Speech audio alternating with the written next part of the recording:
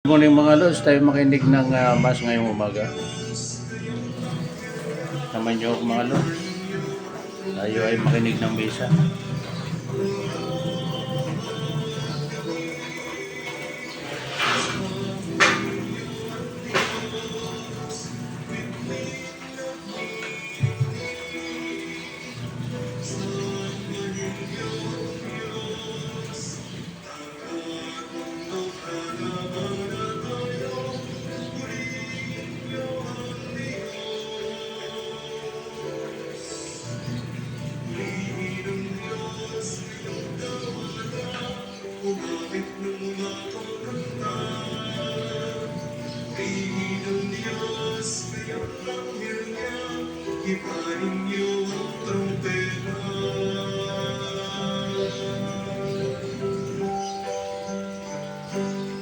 Sa ngalan ng Ama, ng Anak at ng Espiritu Santo. Amen.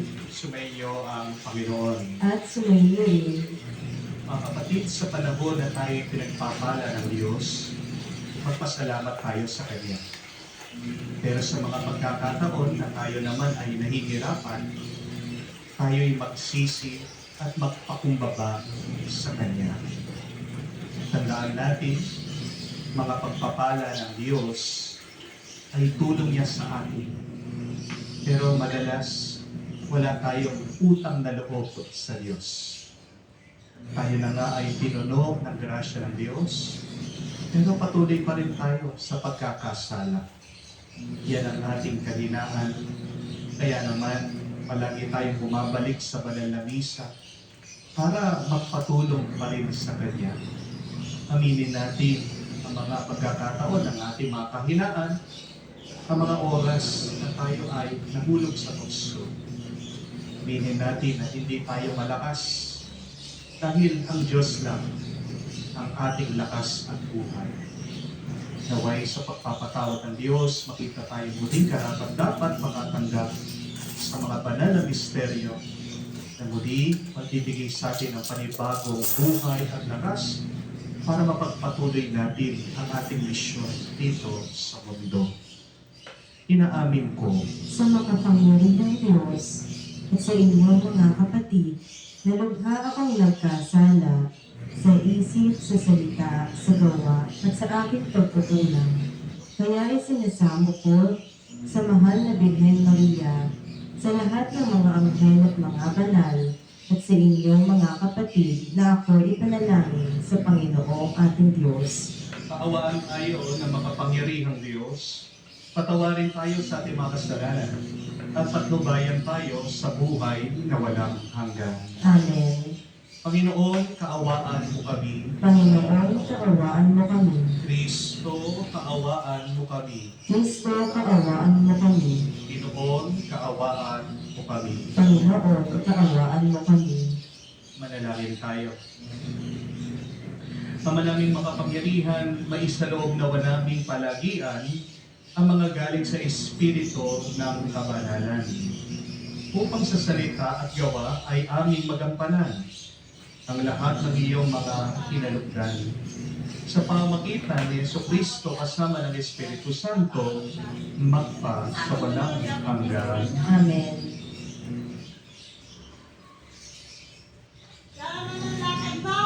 Pagbasa mula sa aklat ni Sirach. Huwag kang manalig sa iyong kayamanan, at huwag mong akalaing dahil sa sarili mo'y hindi mo kailangan ang sinuman. Huwag kang padadala sa labis na hangarin, na makamtan lamang ang gusto'y kahit paalipin. Huwag mong sabihin wala kang kinikilalang kapangyarihan, sapagkat darating ang panahon sisingilin ka ng Panginoon. Huwag mo rin sabihin na wala namang nangyayari sa akin matapos akong magkasala. Ang Panginoon ay di nagsasawa ng paghihintay para lapatan ka ng parusa. Huwag kang mahirapi sa pagkakasala dahil sa pag-asang lagi kanyang patatawarin. Huwag mong sabihin walang katapusan ang kanyang habag. Patatawarin niya ako, gaano man karami ang aking kasalanan. sapagkat kung siya'y marunong maawa, marunong din siyang magalit, at marunong siyang magparusa sa mga makasalanan. Magpatiklob ka na agad sa Panginoon. Huwag mong ipagbukas at pagkikipagkasundo sa Kanya, sapagkat biglang darating ang araw ng paghihiganti at mapapahamak ka sa oras ng pagsusulit. Huwag kang manalig sa kinamkam mong kayamanan, sapagkat gagamitin iyan laban sa iyo sa araw ng kapighatihan. Ang salita ng Diyos. Salamat sa Diyos.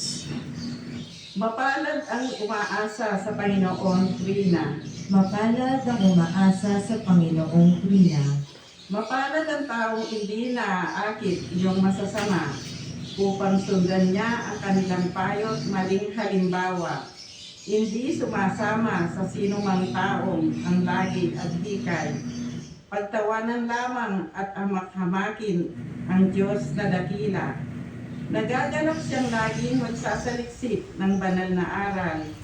Ang utos ng poon siyang binubulay sa gabi at araw. Mapalad ang umaasa sa Panginoong tuwina. Ang katulad niya'y isang purong kahoy sa tabing batisan. Sariwa ang dahot, laging namumunga sa kapanahunan. At anumang gawin ay nakatitiyak na magtatagumpay. Mapalad ang umaasa sa Panginoong tuwina. Ngunit ibang-iba ang masamang tao, iba ang kawangis. Siya'y natatangay at naipapadpad kung hangin umihip. Sa taong matuwid ay Panginoon ang siyang mag-iingat. Ngunit kailanman ang mga masama ay mapapahamak. Mapalad ang umaasa sa Panginoong tuwina.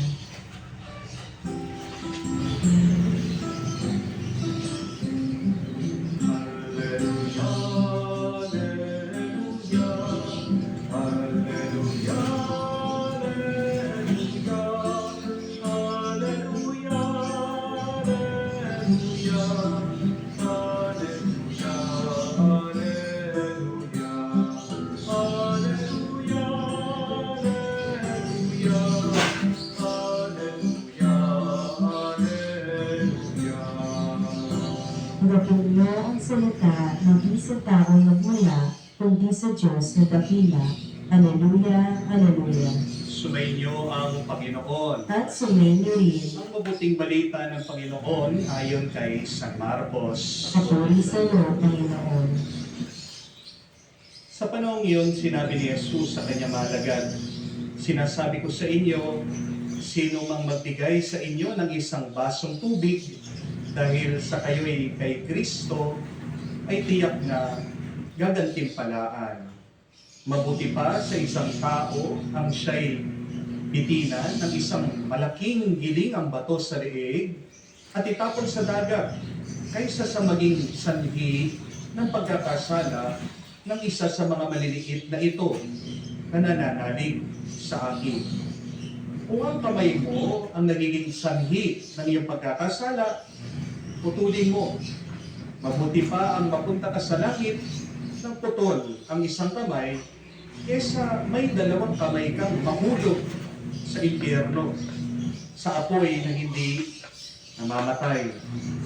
Do'y hindi mamamatay ang mga uod na kumakain sa kanila at hindi mamamatay ang apoy. Kung ang paa mo ang nagiging sanhi ng iyong pagkakasala, putulin mo. Mabuti pa ang mapunta ka sa langit ng putol ang isang paa kaysa may dalawang paa ka na mahulog sa impyerno. Doon hindi mamamatay ang mga uod na kumakain sa kanila at hindi mamamatay ang apoy. At kung ang mata mo ang nagiging sanhi ng iyong pagkakasala, dukutin mo. Mabuti pa ang pumasok ka sa kaharian ng Diyos na bulag ang isang mata kaysa may dalawang mata na mahulog ka sa impyerno. Doon hindi mamamatay ang mga uod na kumakain sa kanila at hindi mamamatay ang apoy. Sapagkat ang bawat isa'y dadalisayin ng apoy. Mabuti ang asin. Ngunit kung mawalan ng lasa, paano ito magpapaalat ulit? Taglayin ninyo ang katangian ng asin. At sa gayoy magiging mapayapa ang inyong pagsasamahan. Mga kapatid, ang mabuting balita ng ating Panginoon. Pinupuri ka namin, Panginoong Jesucristo.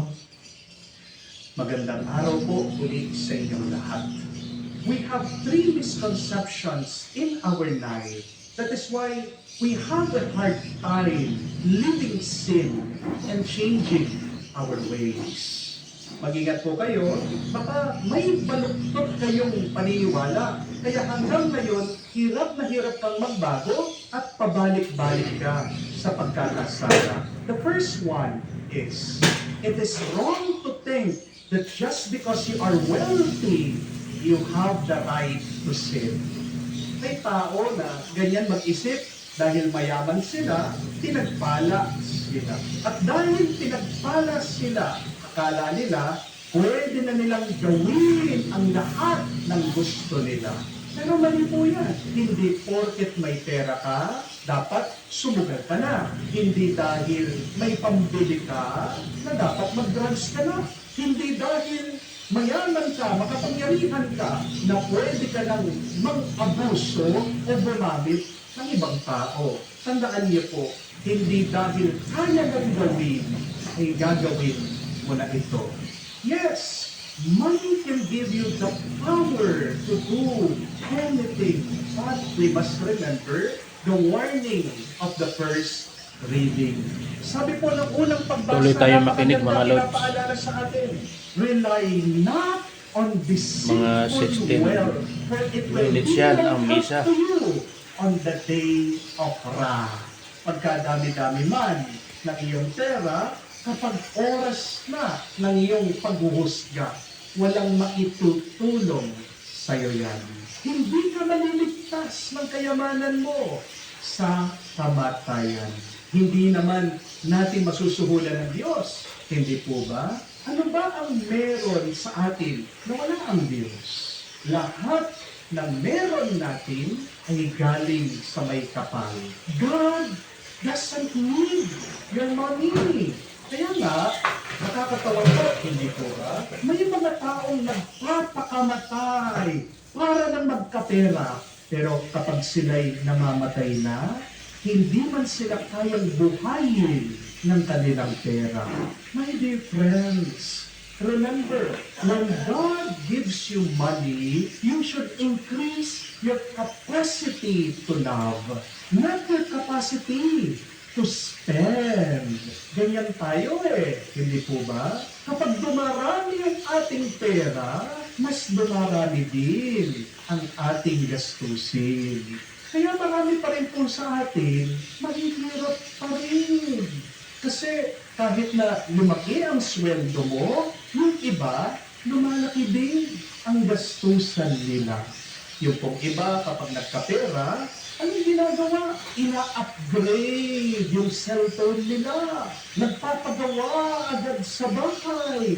Bumibili agad ng kotse. Kahit utang lang. Tingnan niyo po, kakaunting tinaas lang ng sweldo, ang dami lang nilalabas. Ang dami lang ginagastos. Kaya nagkakapatong-patong ang utang. Alam niyo po kung anong sikreto ng pagiging mayaman? Ito, pakinggan niyo po. Ang mas magandang ugali para yumaman ka, para umunlad ka, kapag dumadami ang pera na binibigay sa iyo ng Diyos, dapat mas dumarami din ang iyong tinutulungan. Kasi nakasulat po yan sa Biblia When you help the poor, you lend to the Lord. Kapag mas tinataas ka ng Diyos, dapat nga mas nagpapakumbaba ka. Kapag pinagpapala ka ng Diyos, dapat nga utang na loob mo yun sa Diyos Mas gumawa ka pa ng mas maraming mabuti at umiwas ka sa kasalanan. Dahil kapag nagpapatuloy ka sa pagkakasala, ibig sabihin, wala kang pasalamat sa Diyos na naging mabuti at mabait sa iyo. Again, my dear friends, remember this. Being wealthy does not give you the right to sin. But if you are wealthy, you are blessed by God. And if you want to repay God for that generosity, help the poor. Amen? Second, it is wrong to think that by doing good, you have the right to sin. Hindi dahil gumagawa ka ng mabuti, pwede ka nang gumawa ng masama. May taong ganyan mag-isip, hindi po ba? Kahit na babaero ako, sabi po nung iba, nagpro-provide naman ako ng mabuti sa aking pamilya. Binibigyan ko ng pang-grocery ang aking asawa. Hindi ko sila pinapabayaan. Pabayaan na nila ako sa aking mga babae. May iba, sabi nila, Father, kahit na chismosa po ako, palagi naman po akong nagdo-donate sa simbahan. Father, kahit na sumusugal po ako, palagi naman po akong nagdarasal. Anong pinagdarasal niyo? Lord, sana manalo ako sa sugal. Meron din pong nangangatwiran ng ganito, na kahit naman nagnanakaw ako, tumutulong naman ako sa mga maghihirap. Mga kapatid, tandaan niyo po, kapag gumagawa ka ng mabuti, para lang mapagpatuloy mo ang iyong pagkakasala, hindi pa rin mabuti yan. Amen? Ang tawag sa ginagawa mo ay kalokohan. Pag nilayan niyo po, isipin niyo ng mabuti. Bakit ka ba gumagawa ng mabuti?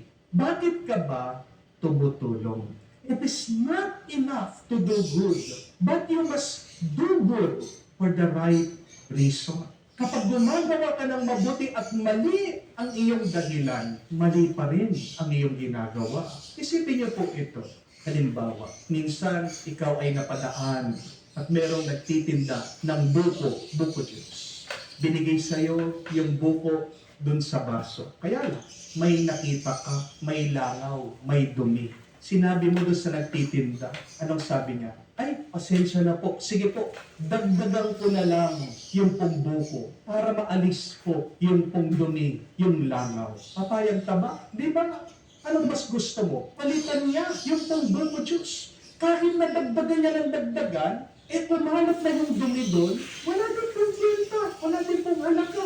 Hindi po ba? Yan ang ibig sabihin. Kahit na pagkadami-dami na ng mga mabuting nagawa mo, pero pag marumi pa rin yung isip at puso mo, mawawalan ng saysay at halaga yung ginagawa mong mabuti. Kaya nga po, sabi ng ating Panginoon putulin niyo ang sanhi ng inyong pagkakasala hanggang nakababad tayo sa kasalanan. Madudumihan at mawawala ng halaga yung gagawin nating mabuti. Ano po ang mas magandang gawin? Ito po, gumawa ka ng mabuti at umiwas ka sa masama. Amen? What is the right way to live? Do everything out of love. Do good and avoid evil. Ang pinakamabuting pwede mong gawin ngayon ay yung magmahal ka. Kailangan natin pagnilayan yan.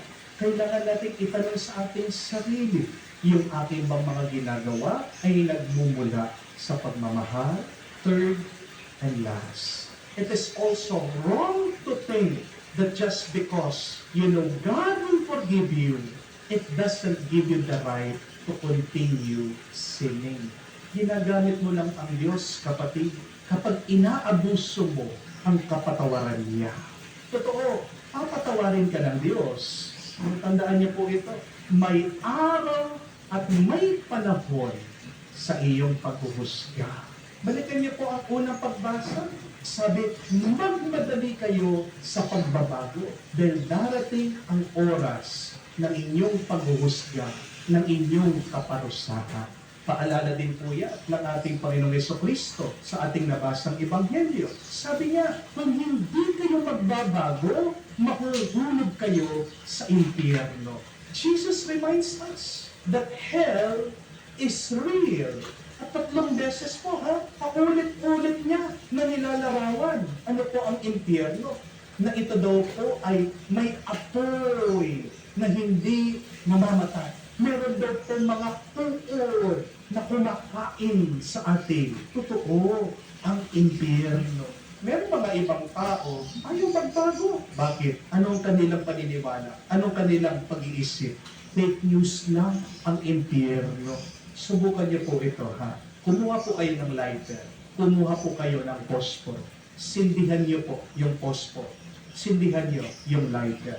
Doon sa ibabaw ng apoy, ilagay niyo ang inyong kamay. Ano po ang mararamdaman niyo? Di po ba? Masakit. Ngayon, imagine niyo, isipin niyo, yung sakit na yun, Pag-ibig 1,000 times. Yan po ang karanasan ng impyerno. Sobrang sakit, sobrang hirap. Pero ang pinakamasakit na karanasan ay hindi naman po yung hirap ng sulog eh. Ano po ang pinakamasakit, pinakamabigat na karanasan ay yung nahihirapan ka na walang nagmamahal sa iyo.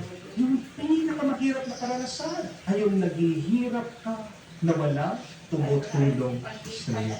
As Venerable Fulton Sheen said, hell is the presence of pain without love, while purgatory is the presence of pain with love, and heaven is the absence of pain and the presence of love.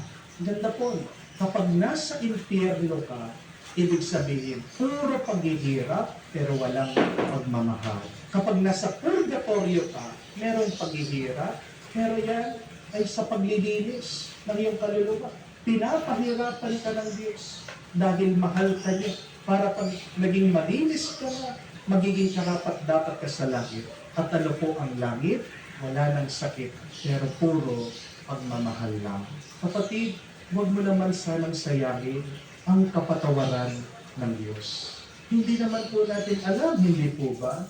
Kung ano naghihintay sa atin bukas. Hindi naman natin alam kung hanggang kailan tayo buhay. Kaya nga, kapatid, kung ginising ka muli ng Diyos ngayon, habang buhay ka, magsisi ka, magpakumbaba ka, at magbalik ka ng loob sa Kanya. If you really love God, then you will avoid what God hates. And what does God hate? It is sin. If you really love God, then you will do what God loves. Amen? Ang talagang dahilan, bakit madalas nagkakasala po tayo, ay dahil nagkukulang tayo sa pagmamahal sa Diyos. Dahil kung talagang mahal na mahal mo ang Diyos, gagawin mo lahat para mapasaya mo ang Diyos. Kung nagkukulang ka na sa pagmamahal, di ba madalas, yan ang nagiging dahilan bakit nasasaktan natin ang ating mga minamahal. When we not love, we start to hurt other people. And when we love loving God, it is there that we start sinning. Maganda pong pagnilayan niya, mga kapatid. Tanungin niyo po ang inyong sarili. Mahal ko ba talaga ang Diyos? Sa buong isip ko, sa buong puso ko, sa buong lakas ko? Dahil kung talagang mahal na mahal mo ang Diyos, gagawin mo ang lahat para iwasan ang kasalanan kahit na putulin mo ang parte ng iyong katawan dahil lang yan sa pagmamahal mo sa Kanya. Kung talagang mahal na mahal mo ang Diyos, gagawin mo ang lahat para magbago ka ng buhay at puputulin mo ang sanhi ng iyong pagkakasala. Kaya mga kapatid, magdasal po tayo. Sana maunawaan natin na lahat ng ating tinanggap ay biyaya galing sa Diyos. Kaya ikaw ay buhay ngayon dahil mahal na mahal ka ng Diyos. Sana maunawaan mo yun. Sana maramdaman mo yun para maging daan mo sa pagbabago ng iyong buhay at pag-iwas sa kasalanan. Amen. Mga kapatid, manalangin tayo ngayon sa Diyos Ama para sa kaliwanagan ng ating isip at gawa ang ating inilalahad sa Kanya ang ating mga pangangailangan na hindi buo at hiwa-hiwalay na daigdig. Ating sabihin, Panginoon, dinggin mo kami. Panginoon, dinggin mo kami. Ang banal na sambayanan ng Diyos, naway manatiling matatag sa pakikibaka laban sa iba't ibang kasamaan, manalangin tayo sa Panginoon. Panginoon, dinggin mo kami. Ang lahat ng mga tao naway patuloy na magsulikap sa pagharap sa mga pagsubok at pagdurusa, manalangin tayo sa Panginoon. Panginoon, dinggin mo kami. Ang ating mga ari-arian, naway huwag nating hayaan umakay sa ating sa kawalan, manalangin tayo sa Panginoon. Panginoon, dinggin mo kami. Sa katahimikan po ng ating puso, banggitin din natin sa Diyos sa ating mga personal na pangangailangan. 26 na. 25. Makapangyarihang Ama, humihingi ng katapangan sa pananampalataya ang bayang iyong tinawag na sumunod sa iyong anak, nilalahad ang kanyang pangangailangan sa iyo. Hinihiling namin ito sa pamagitan ni Kristo, aming Panginoon. Amen.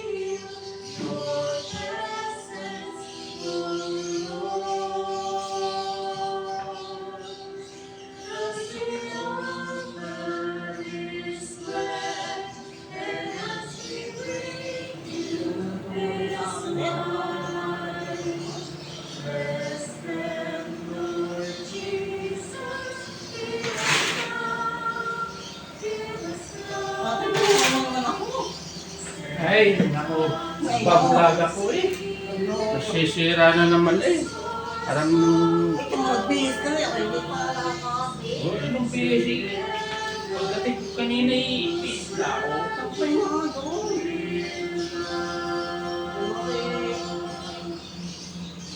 Manalangin kayo mga kapatid para ang ating mga paghahain ay kalugdan ng Diyos sa mga makapangyarihan.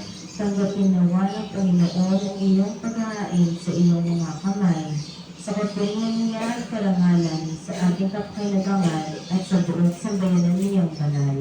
Ama naming lumikha sa pagganap namin ng banal na pagdiriwang upang ikaw ngayon ay aming paglingkuran. Hinihiling namin naway mapakinabangan ang aming inihahain sa iyong karangalan.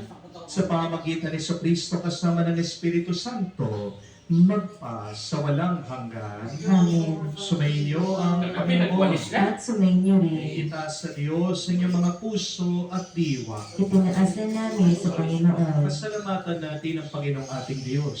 Marapat na siya ay pasalamatan. Ama naming mapapangyarihan, tunay nga marapat ikaw ang aming pasalamatan. Pinagbibigyan mong ito'y aming maihayag, kahit na ito'y walang anuman may daragdag. Sa kadakilaan sa iyo ay likas. Sa pagpupuri namin, ang nakikinabang ay kami rin iyong pinakikiharapan. Sa pamagitan ng iyong anak na minamahal, kaya ka isa na manghel nagsisiawit ng papuri sa iyo, nang walang humpay sa kalangitan. Kami nagbubunyi sa iyong kadakilaan.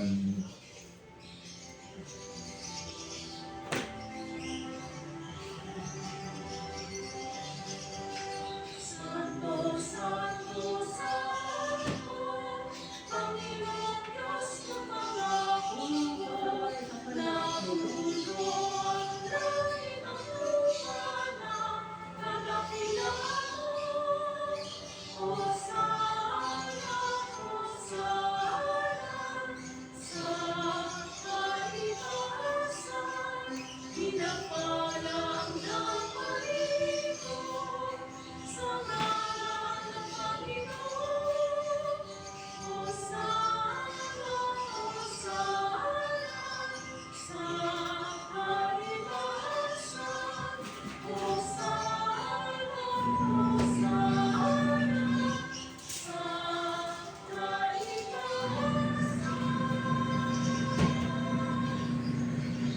Ama naming banal, ikaw ang bukal ng tanang kabanalan.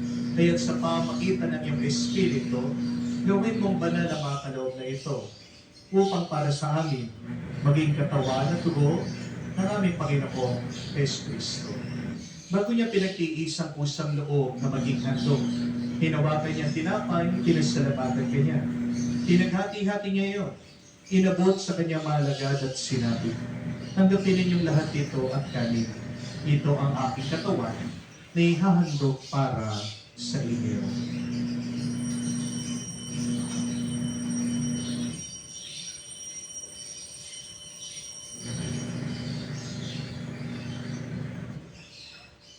Gayon din naman na matapos ang hapunan, hinawakan niyang kalis. Muli kanyang pinasalamatan.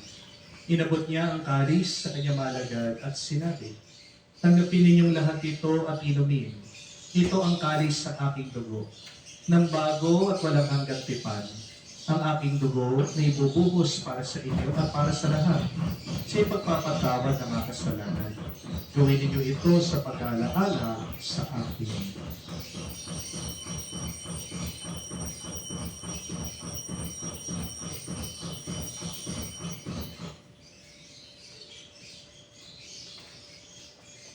Ang misteryo ng pananampalataya.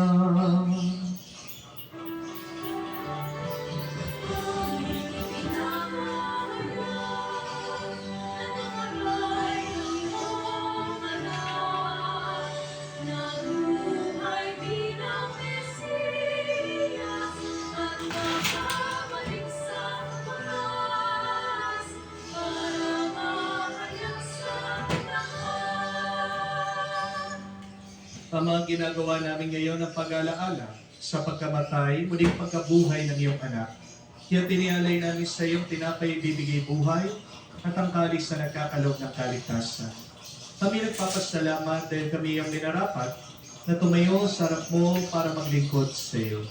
Sinasamo namin kami magsalo-salo sa katawan at tugo ni Kristo ay mabuklod sa pagkakaisa sa pamamagitan ng Espiritu Santo. Amalingapin mong iyong simbahan, laganap sa bundaigdig. Puspusin mo kami sa pag-ibig. Kay San Francesco, aming Papa, si Florentino, aming Arsobispo ng Talang Kaparian. Alalahanin mo rin ang aming mga kapatid na nahimlay, may pag-asang sila'y muling mabubuhay. Ngayon din naman lahat ng mga pumanaw.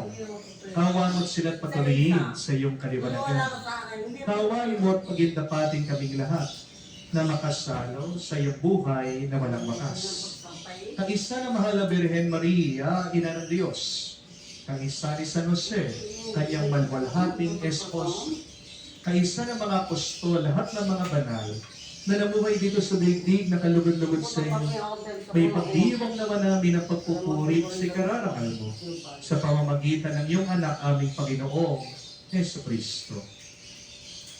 Sa pamamagitan ni Kristo, kasama niya at sa Kanya, ang lahat ng parangal at papuri ay sa iyo, Diyos Ama, makapangyarihan, kasama ng Espiritu Santo, magpasawalang hanggan.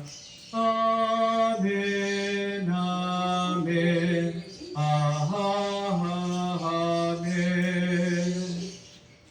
Sa nakakagaling na utos sa turo ni Jesus sa Panginoon natin na Diyos, ipahayag natin ng lakas loob.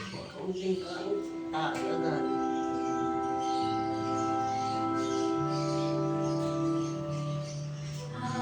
Wala na tatanggal sa bulong. Sumasalangit ka,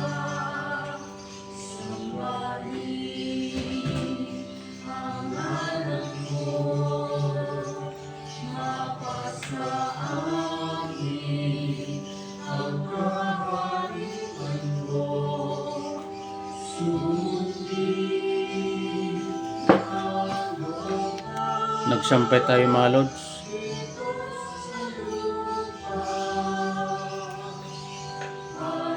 ang salangit,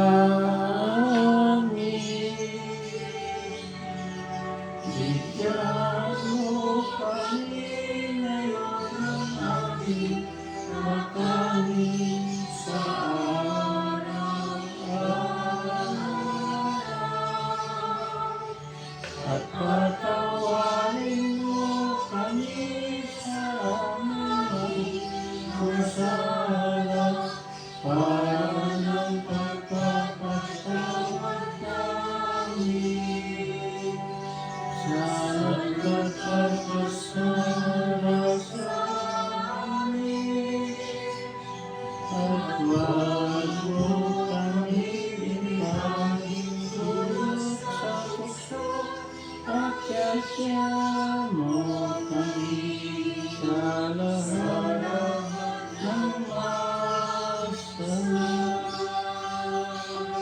Hinihiling namin kami Diyos sa lahat ng masama, pagkalooban ng kapayapaan araw-araw, iligtas sa kasalanan, at ilayo sa lahat ng kapahamakan.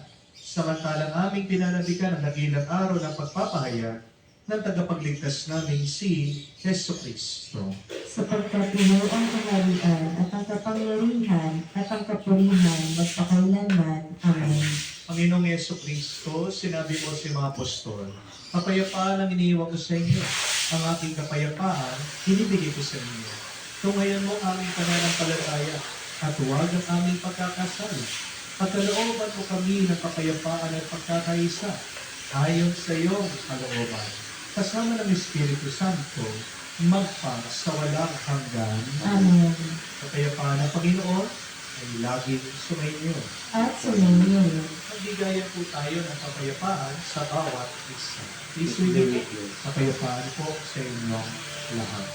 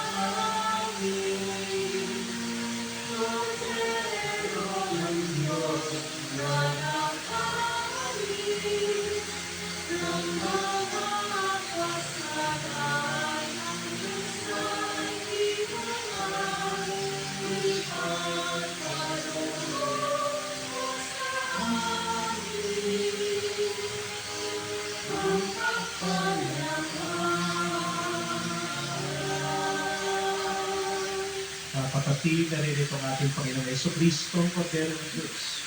Siya nag-aalis sa mga kasalanan ng sanlibutan. Mapalad tayong lumalapit sa piging ng Kordero. Panginoon, hindi ako karapat-dapat na magpatulong sa iyo. Ngunit sa isang salita mo lamang ay gagawin na ako.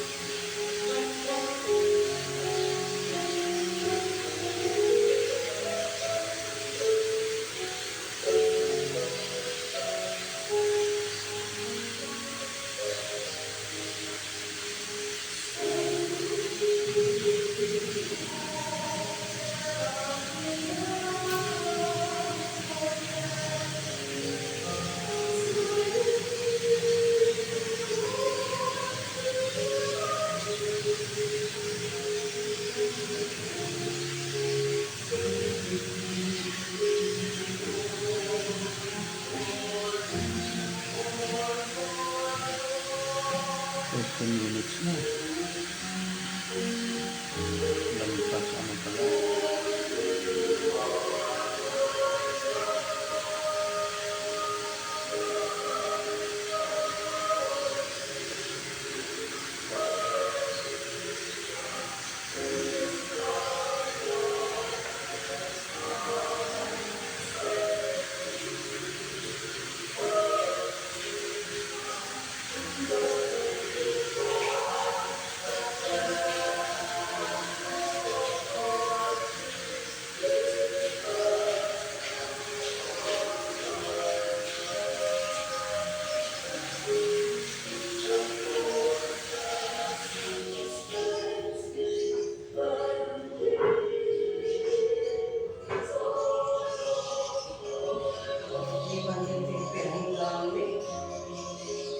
Manalangin tayo. Ama naming mapagmahal, pagkaloob mo aming mapakinabangan ang dulot na kaligtasan ng aming pinagsaluhan bilang sanla ng iyong tiyak na pagsagip sa tanan sa pamamagitan ni Jesucristo kasama ng Espiritu Santo magpa sa walang hanggan. Amen. Again, my dear friends, 3 things that I want you to remember. First, just because you are wealthy, it doesn't mean that you have the right to sin. Ang pera, nauubos. Ang pera, iiwan din natin dito sa mundo. Hindi ka maliligtas ng pera. Hindi ka mabibigyan ng buhay na walang hanggan ng pera. Pag sanang lalaki ang ulo mo dahil nagkakapera ka lang. But secondly, it does not mean that when you do good, you can still do evil. But secondly, it doesn't mean that when you do good, it gives you the right to sin. Nawawalang halaga yung mabuting ginagawa mo kapag nagpapatuloy ka sa pagkakasala.